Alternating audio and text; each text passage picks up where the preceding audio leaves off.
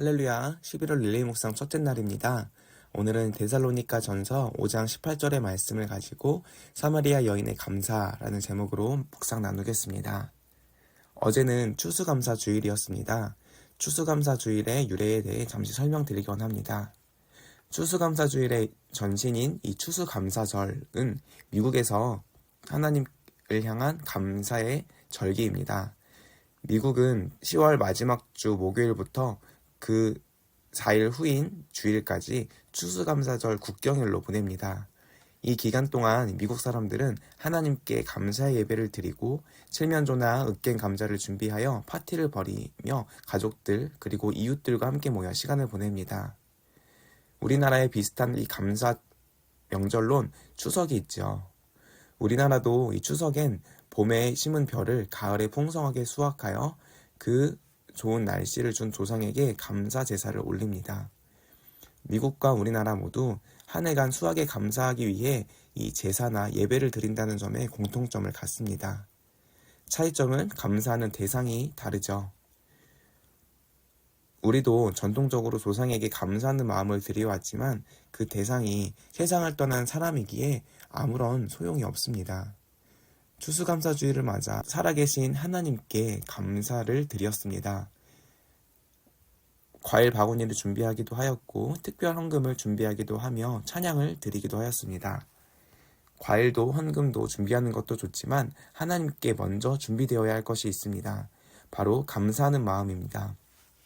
하나님이 원하시는 감사하는 마음은 재산의 많고 적음에 있지 않습니다. 하나님께서 기뻐하는 마음은 무엇인지 말씀을 통해 함께 살펴보겠습니다. 오늘은 나병 환자의 10명 중 고침을 받은 사마리아 사람의 감사에 대한 내용입니다. 예수님께서 갈릴리 마을과 사마리아 마을 사이길을 지나가고 있었습니다. 그때 어떤 사람이 저만치에서 다음과 같이 외치고 있었습니다. 나는 병자입니다. 나는 병에 걸려 있어요. 그들은 나병 환자였습니다. 당시 이 나병은 고침을 받을 수 없는 불치병인데다 전염을 할 수 있는 전염병이기에 마을을 떠나 성 밖 변두리에서 군락을 이루어 살아야 했습니다. 그리고 그들은 다른 사람이 근처에 오면 나는 나병 환자니 근처에 오지 말라며 외쳐야 했었죠. 그 나병 환자들이 모인 곳에 예수님이 지나갔던 것입니다. 이 나병 환자는 예수님께서 많은 병을 고치신다라는 이야기를 듣곤 예수님을 향해 자신의 병을 고쳐달라 외친 것입니다. 예수님께서는 이 나병 환자를 보시곤 이와 같이 말씀하셨습니다. 제사장에게 가서 너희 몸을 보여라. 제사장에게 가보라는 것은 나병이 나았을 때 쫓겨난 마을로 돌아가기 위해 가보라는 것이었습니다. 이 10명의 나병 환자들은 예수님이 자신의 병을 고쳐주실 것이라는 확신이 있었습니다. 그래서 예수님의 말씀에 순종하여 아직 몸에 병이 있지만 고침을 받을 수 있나 믿음을 가지고 제사장에게 갔습니다. 그러자 달려가던 도중 자신의 몸이 낫게 된다는 것을 알았습니다. 그들은 매우 기뻐하였습니다. 그리고 제사장에게 향한 이 발걸음을 더욱 높여 어서 제사장에게 깨끗한 몸을 인증받곤 가족의 품으로 돌아갈 생각에 기쁨에 가득 차 있었습니다. 이 모든 사람은 죄를 가지고 있기에 죽음을 피할 수 없습니다. 죽음뿐 아니라 이 마귀는 사람에게 죄를 부추겨 그 결과 많은 몸의 질병과 마음의 상처에 빠지게 되었습니다. 그러나 예수님을 믿는 사람에겐 이 나병 환자와 같이 질병이 낫고 마음의 상처가 치료받는 기적이 일어나게 됩니다. 그러나 이와 같은 기적은 예수님께 부르짖는 모든 사람에게 주어졌지만 죽지 않고 생명을 얻어 구원받는 선물은 모두에게 주어지지 않았습니다. 말씀 이어 살펴보겠습니다. 나병 환자들이 병을 치료받자 너무 기뻐 그만 병을 고쳐주신 예수님을 잊어버렸습니다. 그래서 제사장에게 자기의 치료받은 몸을 보이곤 자기가 가고 싶은 곳으로 뿔뿔이 흩어졌습니다. 그러나 고침받은 나병 환자 중 이방 사람이던 사마리아 사람은 자신의 병이 고침받은 것을 알게 된 즉시 발걸음을 돌이켜 예수님에게 나아가 무릎을 꿇고 하나님께 찬송을 하였습니다. 예수님 감사합니다. 저의 병을 깨끗이 낫게 해주셔서 감사합니다. 그러자 예수님께선 나병 환자를 다 어디 갔는지 9명을 꾸짖으셨습니다. 나머지 9명은 어디 있느냐? 너만 나에게 감사하는구나. 예수님께서는 이어 감사하러 온 사마리아 사람에게 칭찬하시며 다음과 같이 이어 말씀하셨습니다. 너는 병만 나은 것이 아니라 구원을 받아 하나님 나라에도 갈 수 있다. 사실 이 사마리아 사람은 이방 사람으로서 예수님께서 구원하려 하신 유대인들하고는 상관이 없는 사람이었습니다.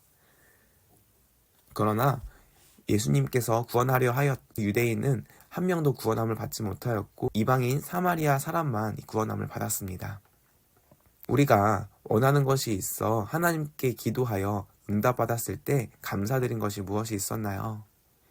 이 사마리아 사람은 예수님께 병을 고침받아 예수님께 돌아와 감사드렸더니 이 구원의 약속을 받았습니다. 우리는 누군가에게 도움을 받을 때 감사합니다라는 인사를 합니다. 하나님께 이 기도의 응답을 받았을 때 우리가 이 감사의 인사를 드려야 하는데 그 방법은 무엇이 있는지 우리 좀 더 살펴보기 원합니다. 사마리아 이 사람은 예수님 고침을 받은 이후 이와 같은 반응을 보였습니다. 예수님께 감사를 하였고 또 하나님을 찬양하였습니다. 하나님을 찬양한다라는 원어를 보면 하나님께 영광을 돌리다라는 그 뜻을 알 수 있습니다. 이 찬양은 이 사마리아 사람이 병고침을 통해 하나님을 체험으로 보인 반응입니다. 하나님을 체험, 이 놀라운 경험은 하나님이 살아계시다는 것을 믿어지게 합니다. 예수님은 이 땅에 오신 목적은 죄인을 구원함으로 있지만 이 구원함을 통해 살아계신 하나님을 드러내기 위함입니다. 시편 50편 23절을 보면 감사로 제사를 드리는 자가 나를 영화롭게 하리라 라는 말씀이 있습니다.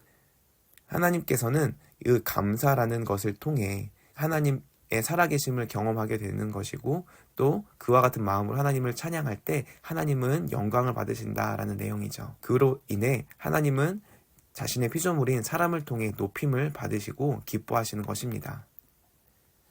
이것이 바로 하나님이 기뻐하시는 감사라는 것이죠. 사랑하는 팔교구원 여러분, 여러분은 구원의 감격을 경험한 적을 기억하십니까? 간절한 기도의 응답을 통해, 찬양 중 기쁨을 통해, 말씀 중 받는 은혜를 통해, 또 예배 중 받는 하나님의 임재를 통해 우리는 구원함을 경험하였습니다. 그때 우리는 하나님이 살아계심을 믿어지게 되며 나를 만나주신 하나님께 감사를 드리게 되죠. 그러나 우리는 하나님이 우리를 만나주실 때만 감사를 드리면 되는 것이 아닙니다.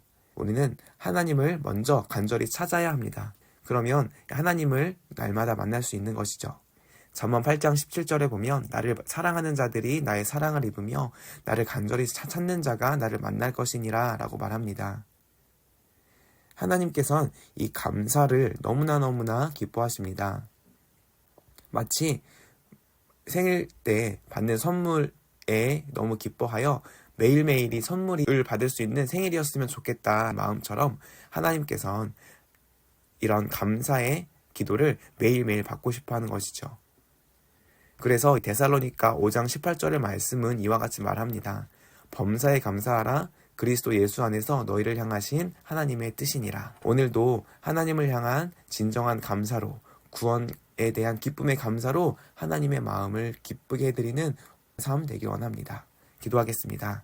사랑의 주님 감사합니다. 오늘 이 데살로니가 5장 18절의 말씀을 가지고 나병 환자인 사마리아 감사에 대한 묵상을 나누었습니다. 우리가 한 주간 주님을 향한 간절한 감사의 기도로 하나님의 마음을 기쁘시게 하며 이 구원의 감격을 늘 마음 가운데 품으며 살아가게 하옵소서. 영하 날씨로 매서운 추위가 이어집니다. 우리 교구원들 주님께서 사랑의 띠로 묶어주시고 또 예수님의 치유함으로 함께하여 주셔서 감기 걸리지 않게 하시며 독감 바이러스 침투하지 못하게 하시며 건강한 몸과 활기찬 마음으로 한 주간 살 가운데 승리하며 살아갈 수 있도록 주님 붙들어 주옵소서. 예수님의 이름으로 기도드립니다. 아멘.